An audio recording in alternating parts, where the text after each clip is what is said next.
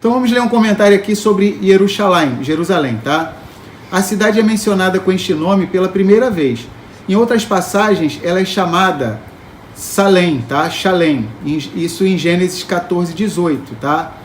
Em Hebreus 7:2 também, tá? Então vamos prosseguir. Ela é chamada de a Santa Cidade, tá? Né? Em diversos trechos das Escrituras. Veja, por exemplo, a Nova Jerusalém, tá? Que é descrita lá no finalzinho de Apocalipse, tá?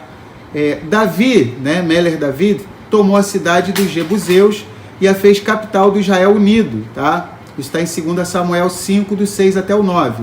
Na divisão da nação, Jerusalém continua a ser a capital de Judá, desde 931, antes do Mashiach, tá? Como as pessoas dizem, antes de Cristo, até ser destruída por Nebuchadnezzar, tá? Nabucodonosor, em 586 antes do Messias.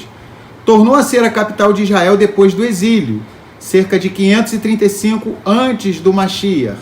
Foi totalmente destruída pelos romanos em 70 depois do Messias. Alguns têm contado em 28 as vezes em que Jerusalém foi sitiada, desde os dias de Josué, Yahushua, até os dias de hoje. Então, 28 vezes a cidade de Jerusalém foi sitiada até os dias de hoje. É uma ironia da história que a cidade da paz tenha tido tão pouca paz na sua longa existência.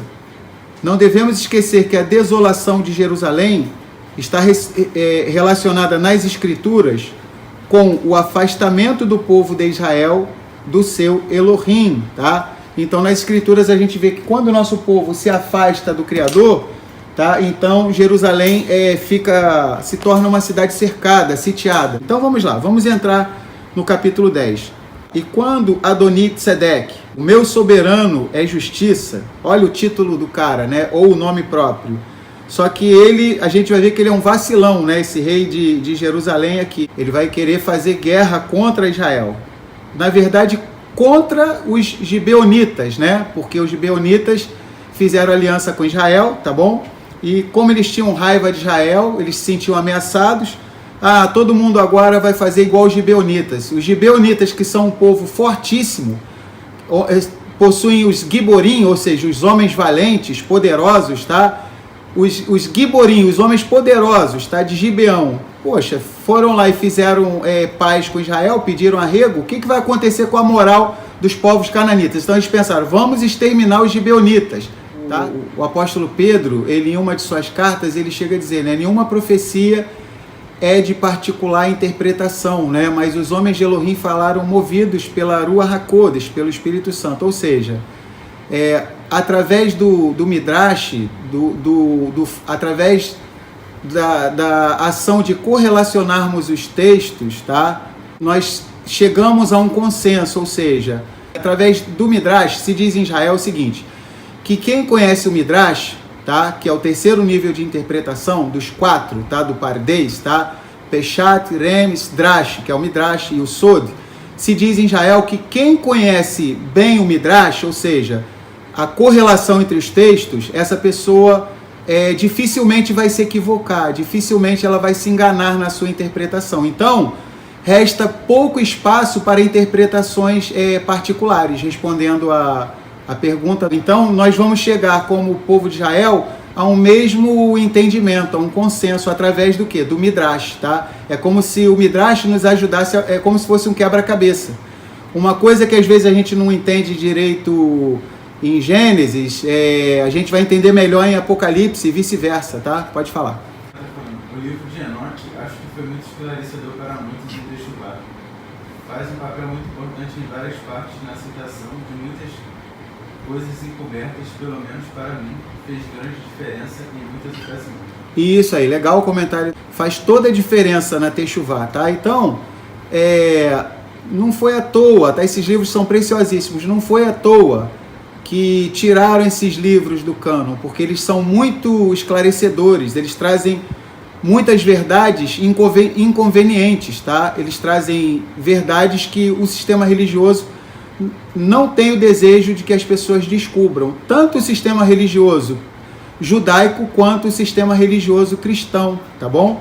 Então, esses dois sistemas religiosos, eles não têm interesse em que as pessoas conheçam esses livros aí, porque eles são muito esclarecedores, tá bom?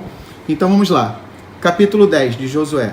E quando Adonitzedeque, o rei de Jerusalém, no palio hebraico, Jerusalém, ouviu que Yahushua, Josué, havia tomado Ai e a havia destruído totalmente, e fizera a Ai e ao seu rei como tinha feito a Jericó, e que os habitantes de Gibeão fizeram paz com Israel e estavam no meio deles, temeu muito, porque Gibeão era uma cidade grande, como uma das cidades reais, e era maior do que Ai, e todos os seus homens eram valentes, né? Giborim. Então, olha que coisa interessante. O fato, tá, de esses gibeonitas, na semana passada a gente viu um aspecto, tá, da aliança dos gibeonitas com Israel e vice-versa, tá? Hoje a gente pode ver um outro aspecto, tá? Como o Criador, na sua palavra, só o Criador para fazer isso, tá? O Criador, ele em Romanos 8:28 diz o seguinte: e Elohim faz com que todas as coisas cooperem para o bem daqueles que o amam, daqueles que são chamados segundo o seu propósito, tá? Então, o Criador, ele é especialista em consertar as coisas erradas que a gente faz, tá? E ele faz até com que aquilo coopere para o nosso bem. Só o Criador mesmo, através do seu favor imerecido, tá? Então, Israel errou porque fez uma aliança lá com os gibeonitas, não consultaram a boca de Yahuá, se precipitaram, caíram lá na lábia dos gibeonitas, tá? Os gibeonitas, se fosse nos dias de hoje, estariam concorrendo ao Oscar de melhor interpretação, melhor roteiro, tá? Melhor ator coadjuvante, tudo, eles ganhariam, tá? Então, os camaradas, né? Nós viemos de longe, né? Deixa estar que de Gilgal até Gibeão era em torno de 25 quilômetros. Estão vindo de uma terra muito distante, vieram com aquelas roupas esfarrapadas lá, pão velho, comida velha, tá? Para mentir, para dizer que eles eram de longe. Israel errou porque fez uma aliança com os gibeonitas. No entanto, o Criador, Yahuá, bendito seja ele, através da sua misericórdia, ele, mesmo Israel tendo errado, o Criador pegou, vamos dizer assim, essa aliança que Gibeão fez com Israel e vice-versa, ele pegou, o Criador utilizou isso para fazer o quê? Espalhar um terror entre os povos cananitas. Então eles ficaram aterrorizados, tá? Eles ficaram tremendamente aterrorizados. Tanto que eles queriam o quê? Frustrar essa aliança. Eles queriam matar os gibeonitas. Tipo assim, olha, a gente vai ensinar uma lição para esses gibeonitas. Eles são traidores dos povos cananitas. Imagina todos os povos cananitas olhando para os giborim, para os homens poderosos, os guerreiros incríveis de Gibeão. E eles foram lá e pediram arrego, fizeram aliança com Israel. Imagina o que vai acontecer com a moral dos povos cananitas. Por isso, vão se juntar 5 reis no propósito de exterminar os gibeonitas, tá? E o Criador, que respeita as alianças, ele vai se levantar em defesa desse povo de Gibeão. Olha que coisa interessante. Mesmo Israel tendo feito, quando Israel fez uma aliança com os gibeonitas, tá? Aquela aliança se tornou eterna, ou seja, Israel agora era responsável pela manutenção da vida e pela segurança dos gibeonitas. Então o Criador, de uma certa maneira, se a gente for parar para pensar, de uma certa maneira, tá? Talvez a gente vai pensar assim, os gibeonitas, eles erraram mesmo, a escritura é clara, eles erraram, eles usaram de ardil, eles erraram, o povo de Israel errou, não consultou o Criador, mas em meio a povos pagãos que odiavam Israel, tá?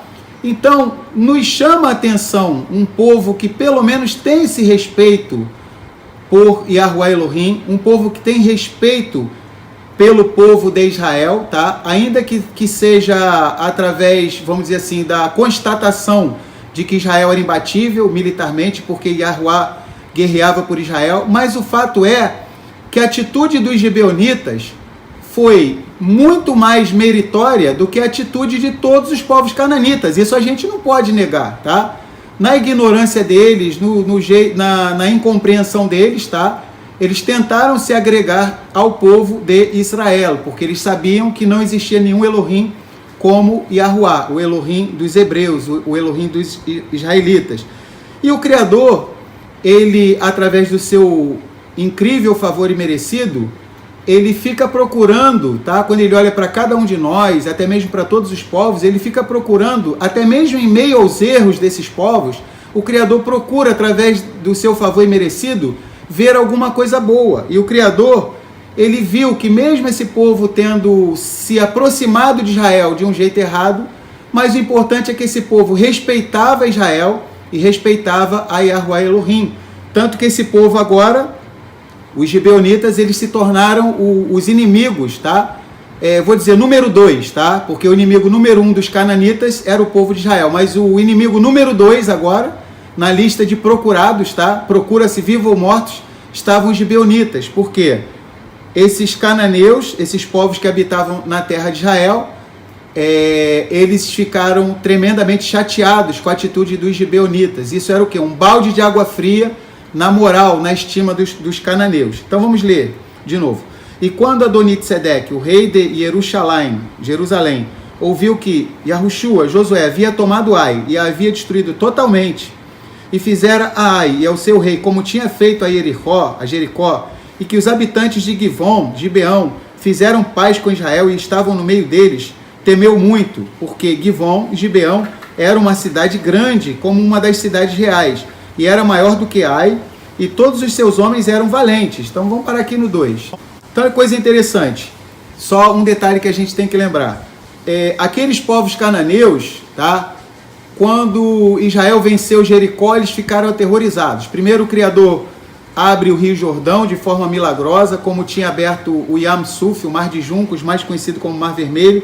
Aí o Criador faz cair as muralhas de Jericó, dá a vitória de Israel sobre Jericó. Aí, infelizmente, um israelita da tribo de Arudá, da tribo de Judá, chamado Acã, tá? Acã, foi lá e tomou do anátema, tá? Ele desobedeceu ao Criador. Aí, pelo fato de Acã e sua família terem cometido esse pecado, porque a família sabia e não falou nada, não chamou a atenção dele, tá? Tanto que a família inteira morreu. Por esse fato se abriu uma brecha em Israel. E Israel foi guerrear contra os moradores da cidade de Ai e Israel perdeu. Mas Israel perdeu não porque Israel fosse inferior a esse povo militarmente, tá? Mas Israel perdeu por quê? Porque um homem israelita tinha tomado do anátema, que o Criador havia proibido, tá? Mas aqueles povos não sabiam que era por causa disso. E na cabeça deles, o que eles ficaram pensando? A cidade de Ai venceu o povo de Israel. Eles não são tão imbatíveis como eles pensam, não, tá? Só que depois, tá, que o Criador revelou que foi Acã que cometeu o pecado, eles foram executados, tá? Houve o juízo foi feito, ou seja, aí o Criador se volta de novo para Israel. E Israel vai guerrear contra a cidade de Ai, e Israel vence de uma forma extraordinária a cidade de Ai. Então, não havia mais dúvidas, tá? Israel estava confirmado como um povo que possuía um potencial bélico muito grande, estava sendo temido por todos aqueles povos cananeus, ou seja, é o que a gente diz em Israel, tá? Mova-se na terra que eu me moverei nos céus, tá? A gente se move na terra, o Criador se move nos céus. Como povo escolhido, nós não podemos ser tentados a só esperar o Criador fazer milagres, mas devemos nos movimentar também. Então, nosso povo de Israel, ele estava aprendendo a agir de forma interativa com o Criador, ou seja, o Criador guerreava nos céus e Israel guerreava aqui na terra, ou seja, era uma parceria, tá? Israel não ia ganhar tudo por WO, só o Criador dando a vitória em todo o tempo, mas Israel precisava se aprimorar na arte da guerra, precisava ter coragem, enfrentar o adversário, tá? Então vamos prosseguir. Vamos ler aqui um comentário. Segundo consta do capítulo anterior, o reino de Jerusalém fazia divisas com as cidades givonitas, que haviam feito a paz com Israel. Então, por isso que o rei de Jerusalém está aterrorizado e os outros reis também, tá? O versículo descreve Givon, tá? Gibeão, e sua população como uma cidade grande, como uma das cidades reais. Inclusive chega a dizer aqui que era maior do que a cidade de Ai, tá? E todos os seus homens valentes, no hebraico aparece a palavra giborim, tá? Giborim, ou seja, homens fortes, tá? De gibor, tá? Força. Então, olha que coisa interessante, olha que isso daí, só para a gente imaginar, um povo poderoso na arte da guerra, que eram os gibeonitas, tá? Eles fizeram uma aliança com Israel. Então, isso aí jogou a autoestima dos cananeus lá embaixo, tá? A sua submissão a Israel, sem guerra, poderia amedrontar os outros povos, que poderiam seguir o exemplo dos gibeonitas. Além do mais, em consequência desses acontecimentos, Jerusalém ficou cercada de 3 lados. Olha o medo que o Adoni-Tzedek ficou, tá? Ele percebeu que Jerusalém, tá, tinha ficado cercada por 3 lados. Pelas 4 cidades e por Israel. Ou seja, Jerusalém ficou cercada de 3 lados, a saber, pelas 4 cidades, tá, e por Israel, tá bom? Ao norte, Givon e Beerot. Tá? Então, Jerusalém estava cercada ao norte por Givon, que é Gibeão, e Beerot. Ao oeste, Kefirá e Kiriat Yearim. Ao leste, Israel com seu acampamento central em Gilgal. O rei de Jerusalém pretendeu mover uma campanha contra eles, a fim de puni-los, como uma advertência aos outros povos, para não ousar fazer a paz com Israel. O nome Jerusalém, aparece aqui pela primeira vez nas Escrituras Sagradas. Então, ó, eu havia mostrado no início do estudo, tá? Vou mostrar de novo aqui, ó. Tá? Então, quem quiser pode printar a tela, tá bom? Então, nós temos a palavra Yerushalayim, tá? Então, nós temos aqui escrito em hebraico, temos a transliteração e temos como se fala aqui no Brasil, Jerusalém. Então, vamos lá. A gemátria de Yerushalayim é 586. Se a gente somar o valor numérico, tá? Aqui cada letra hebraica tem um valor numérico, tá? Então eu coloquei aqui em cima das letras, tá? Lembrar que o hebraico é da direita para a esquerda, tá bom? Então a soma das letras é o quê? 586, mas nós queremos achar a raiz, tá? 586, 5 mais 8 mais 6 vai dar o quê? 19. Mas queremos achar a raiz. 1 mais 9 vai dar o quê? 10. Aponta o quê? Para as 10 palavras, tá? Para os 10 mandamentos. Para os 613 mandamentos, tá? Da Torá. 6 mais 1 mais 3, tá? Dá 10. Os 613 apontam para os 10 também. Mas a gente quer achar essa raiz, tá? 10. 1 mais 0 é o quê? 1. Então, Shema Israel, Yahuá Eloheinu, Yahuá Errad. Escuta, Israel, Yahuá é o nosso Elohim, Yahuá é um, tá? Então, Yahuá não é uma trindade, tá? Yahuá é um, tá bom? Então, Shema Israel, Yahuá Eloheinu, Yahuá Errad. O Criador se manifesta da maneira como lhe aprouver, tá? Através das suas emanações, as suas kenumê, tá?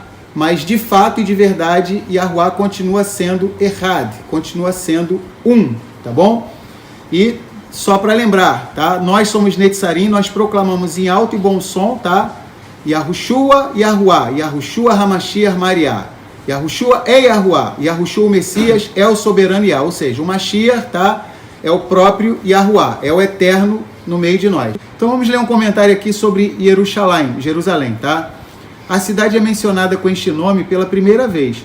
Em outras passagens, ela é chamada Salém, tá? Shalem. Isso em Gênesis 14, 18, tá? Em Hebreus 7:2 também, tá? Então vamos prosseguir. Ela é chamada de a Santa Cidade, tá? Né? Em diversos trechos das Escrituras. Veja, por exemplo, a Nova Yerushalayim, tá? Que é descrita lá no finalzinho de Apocalipse, tá? Davi, né? Meler David, tomou a cidade dos Jebuseus e a fez capital do Israel unido, tá? Isso está em 2 Samuel 5, do 6 até o 9.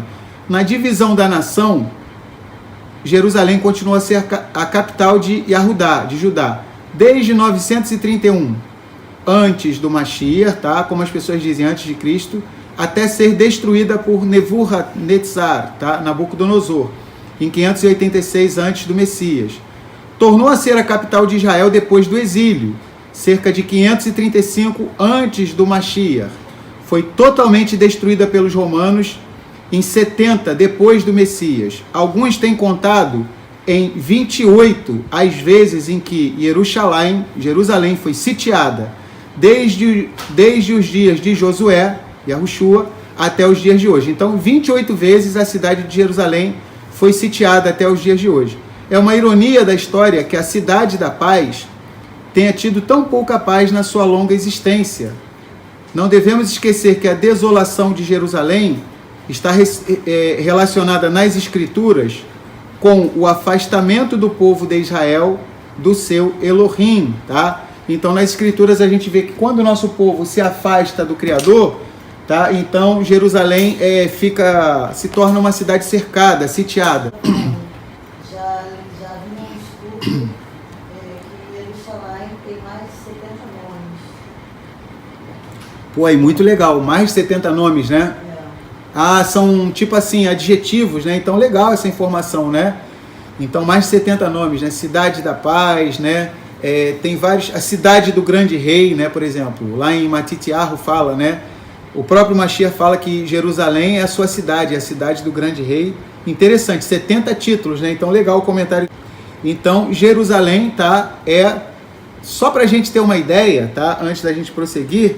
Tá? De acordo com a tradição em Israel, quando houve o disparo aqui na terra para que fosse criada a terra, tá? O disparo se deu justamente aonde? Em Jerusalém. Tá? Então, lá em Bereshit a gente lê Bereshit bara Elohim et hashamayim vet haaretz. No princípio criou Elohim, Aleph Tav os céus e Aleph Tav a terra. A criação da terra, segundo a tradição em Israel, tá? Teve o ponto zero aonde? Em Jerusalém. E em qual ponto? No Monte Moriá. Em qual ponto? No lugar aonde Abraão ia sacrificar o seu filho Yitzhak. Tá? Então, olha que coisa interessante, tá? Então, ali é o ponto zero, é o marco zero do planeta Terra. Dali o Criador disparou a sua luz, tá? Na criação do nosso planeta, tá? Do nosso planeta Terra. Então, ou seja... Jerusalém não é à toa que é a cidade sagrada. O próprio Mashiach se refere a Jerusalém como a cidade do grande rei, ou seja, a sua própria cidade, que o Mashiach é o grande rei. Então vamos prosseguir, tá? Antes disso, vamos no Salmo 137. Não tem como não ir nesse salmo, tá? Então, uma vez eu lembro que muito tempo atrás eu postei no Facebook, tá? Esse texto aqui, tá? Em Mishkaher, Yerushalayim, Tishkar e Emini. Se eu me esquecer de você, Jerusalém, eu vou ler tudo aqui, tá? O cordão que eu uso aqui, ó, esse cordão que eu uso aqui, quase todo Shabbat, tá? Esse cordão redondinho aqui que eu tenho, tá escrito aqui, tá? Um versículo desse Salmo 137, tá? Em Mishkaher, Yerushalayim, Tishkar e Emini, tá bom? Então, esse cordãozinho redondo que eu uso, quando eu estive lá em Israel, eu comprei ele. Então, é um versículo que tem no Salmo 137, tá bom? Então, uma vez eu postei no Facebook esse versículo e uma pessoa ficou emocionada. Uma pessoa era cristão, ele achava que era exagero nós, que somos israelitas, a gente sentir esse amor todo por Jerusalém, tá? Aí, quando ele viu, ele falou, eu vi na minha Bíblia. Eu peguei a minha Bíblia, eu conferi, tinha esse versículo, eu nunca tinha visto esse versículo. Aí ele entendeu como que por encanto apareceu, né? Na cabeça dele, ele acha que apareceu ali naquela hora, brincadeira, né? Ele tomou um susto, tá? Antes ele achava, isso é coisa, tá exagerando, tá? Eu sou brasileiro, né? Para que fica com essa rasgação de seda toda para Israel, para Jerusalém? Quando ele leu o Salmo 137 na Bíblia dele, ele tomou um susto e ele foi lá na minha postagem e ele escreveu, ele falou, eu nunca tinha visto isso na minha Bíblia, agora eu estou vendo. Então vamos ler o Salmo 137, tá? É um salmo que a casa de Judá fez por ocasião da sua diáspora na Babilônia, tá? Então vamos lá. Às margens dos rios de Bavel, da Babilônia, nos sentávamos e chorávamos, lembrando de Sion. Sobre seus salgueiros penduramos nossas harpas, pois os que nos capturaram nos exigiam canções, e nossos atormentadores pretendiam que os alegrássemos, dizendo, cantai para nós algum dos cânticos de Sião. Como poderíamos entoar o cântico de Yahuá em terra estranha? E Miscarrer e Jerusalém, Tiscar e Emini. Agora a frase que está no meu cordão, tá? Se eu me esquecer de ti, ó Jerusalém, que perca a minha destra a sua destreza, que se cole minha língua ao palato, ao céu da minha boca, se não me lembrar sempre de ti, se não mantiver a recordação de Jerusalém, acima da minha maior alegria. Então, até esse versículo aqui, tá? Então, olha que coisa interessante. O salmista deixa claro que, seja qual fosse a maior alegria dele, deveria ficar em segundo lugar. Em primeiro lugar, tá? Alegria, ele deveria sentir esse amor, tá? Essa alegria por Jerusalém, tá? E muitas vezes a gente só dá valor quando a gente perde, tá? Por exemplo, a casa de Judá, que foi a última a ser expulsa, tá, da terra de Israel, Efraim foi expulso, o reino do norte, as 10 tribos, por volta de 720, 723 antes do Messias. A casa de Judá, um século e pouco depois, 586 antes do Messias. Então, o nosso povo de Israel, que tinha Jerusalém ali, podia ir qualquer hora, subia 3 vezes por ano nas festas de peregrinação. Muitas vezes nem dava valor, mas foi preciso a diáspora para que desse o valor e para que até mesmo esse salmo fosse composto, tá? Esse salmo foi composto depois da diáspora. Vamos prosseguir, tá bom? Vamos para o versículo 3, tá? Então, aqui pela primeira vez é mencionada a cidade de Jerusalém, tá bom? Então vamos lá, vamos para o versículo 3.